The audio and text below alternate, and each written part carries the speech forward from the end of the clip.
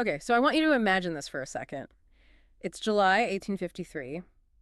You live in a place called Edo, what we now call Tokyo. Right. And your country has been basically sealed off, completely isolated from the rest of the world for more than 200 years. Nobody comes in, nobody goes out. And then one morning you look out into the bay and you see four just enormous ships. And they're not like any ship you've ever seen. They're painted black. They're pouring smoke and steam into the air. And the really weird part, they're moving against the wind, just pure machine power. That exact moment, the sight of those four ships, they became known as the Black Ships. That was it. That was the collision of two completely different worlds.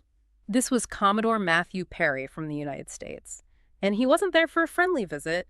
He was carrying a demand from the U.S. president. A demand that was really an ultimatum. Open your borders or else. So today, we're going to unpack exactly how that one event, the arrival of a few steamships, ended centuries of isolation and, well, forced an entire country to completely reinvent itself. It's an incredible story of transformation. Perry basically said, you have a few months to think about this. I'll be back, and I'll have an even bigger fleet. Talk about high stakes. To really get the shock of that moment, you have to understand what Japan was like before Perry showed up. Right. So for over 200 years, the government, the Tokugawa shogunate, enforced a policy called sakoku. Which, it literally translates to locked country. And they were serious about it. If you were Japanese and you tried to leave, the penalty was death. If you were a foreigner and tried to get in, well, that didn't go well either. The whole point was stability. The leaders wanted to keep their feudal structure exactly as it was. And they wanted cultural purity. Which really meant keeping out foreign ideas, especially Christianity. Exactly. They saw it as this really destabilizing force. So the society was very rigid, ruled by samurai and lords. But all that stability and control had this huge hidden cost. A massive one. Because Japan was so cut off from everyone, they completely missed the Industrial Revolution. The entire thing. So while Europe and America are building factories and steam engines, Japan is still, technologically speaking, in a pre-industrial age. That's the key to understanding everything that happens next. No, they weren't 100% isolated. There was a tiny bit of contact, right? A tiny crack in the door.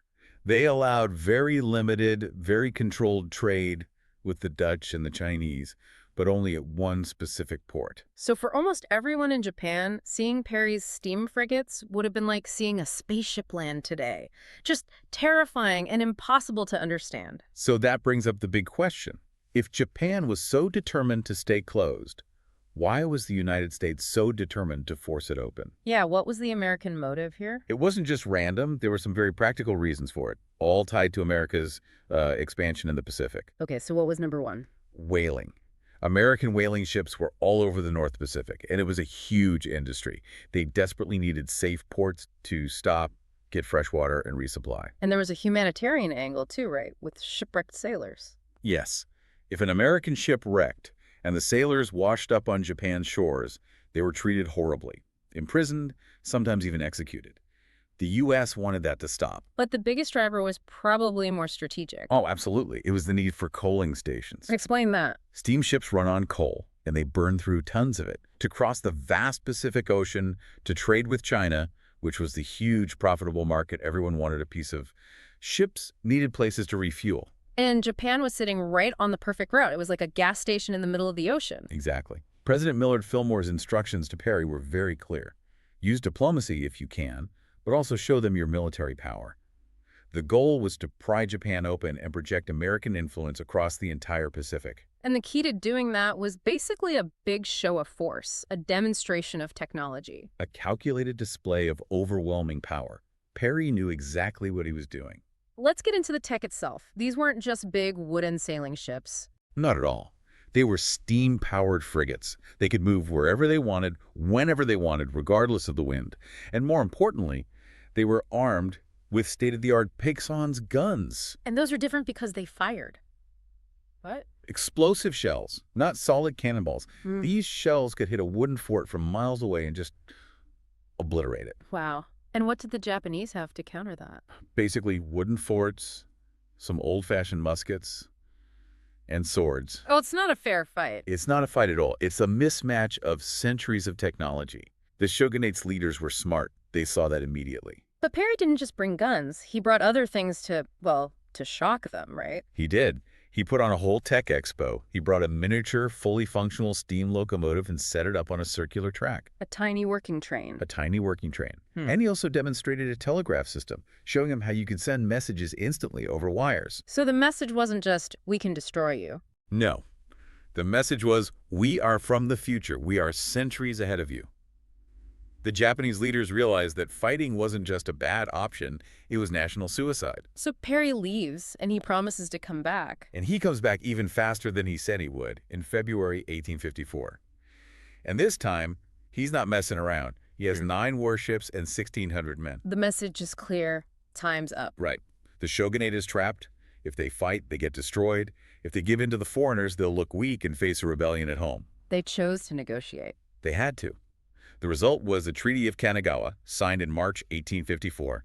And just like that, 200 years of isolation was over. So what were the main points of that treaty? 3 key things. 1, it opened 2 ports, Shimoda and Hakodate, so U.S. ships could get supplies. Okay. 2, it guaranteed that shipwrecked American sailors would be treated well and returned.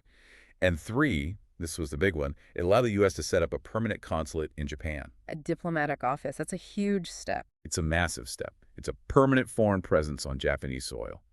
And everyone knew this was an unequal treaty. Japan was forced into it, and the U.S. got all the benefits. And once that door was pushed open, even a little. The floodgates opened. Britain, Russia, France, they all rushed in right after and demanded their own treaties. The isolation policy was completely shattered. So what happened inside Japan? This must have caused chaos. Absolute chaos. Shogun's decision to give in was seen as a profound act of weakness, a betrayal. All the powerful samurai and lords were furious. And this anger started to build into a real political movement. It did, and it had a very powerful slogan. Revere the emperor, expel the barbarian. Okay, that's a key shift. Ah. For centuries, the shogun, the military leader, had all the real power. The emperor was just a figurehead. Exactly. But now, people started looking to the emperor as the true symbol of the nation. Loyalty started shifting away from the military government. So this foreign pressure just made the shogunate's position impossible. Completely. It couldn't handle the threat from outside and the rebellion from inside at the same time.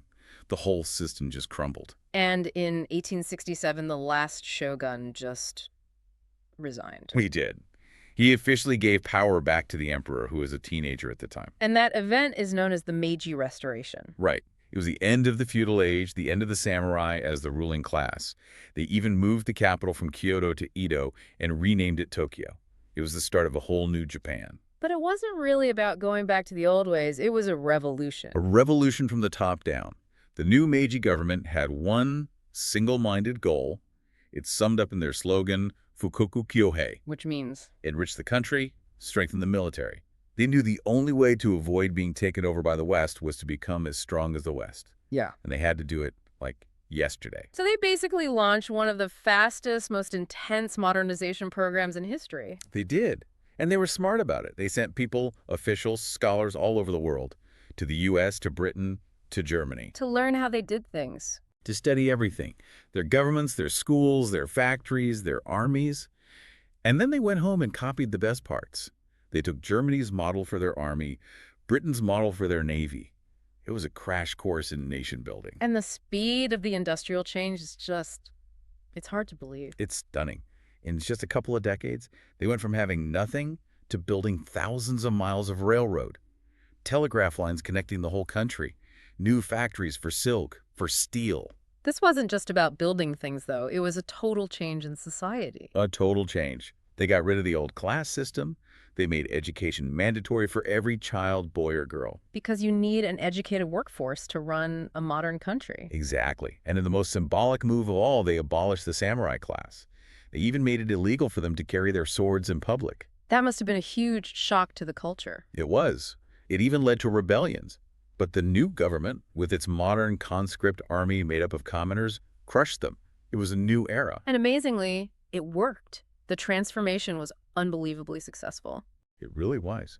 Within about 40 years of Perry's ships arriving, Japan went from this isolated feudal society to a major industrial and military power on the world stage. And they proved it, didn't they? In battle. They did. First, they defeated China in a war. Then in 1905, and this is the one that shocked everybody, they defeated Russia. A huge European empire. Yeah. That was the first time a non-Western nation had defeated a major European power in a modern war. It completely changed how the world saw Japan. They weren't a victim anymore. They were a competitor, a real global power. So the story of the Black Ships is really this incredible case study of forced change. Perry's legacy is, well, it's complicated, right? Very. Was he a hero who brought progress, or was he an imperialist who forced his will on another nation? The answer is probably a bit of both.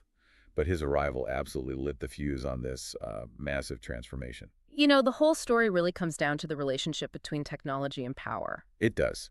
Perry used technological superiority steamships and cannons to force a country to completely change its way of life. Which leaves you with a pretty interesting question for today. If that was the case back then, what kind of technological advantage now could force a country to fundamentally change its entire structure? Right. Think about things like AI or control over global data. The core principle is the same. A big enough tech gap can change the balance of power overnight. We hope this helps you connect the dots on how quickly the world can change. Good luck with your studies.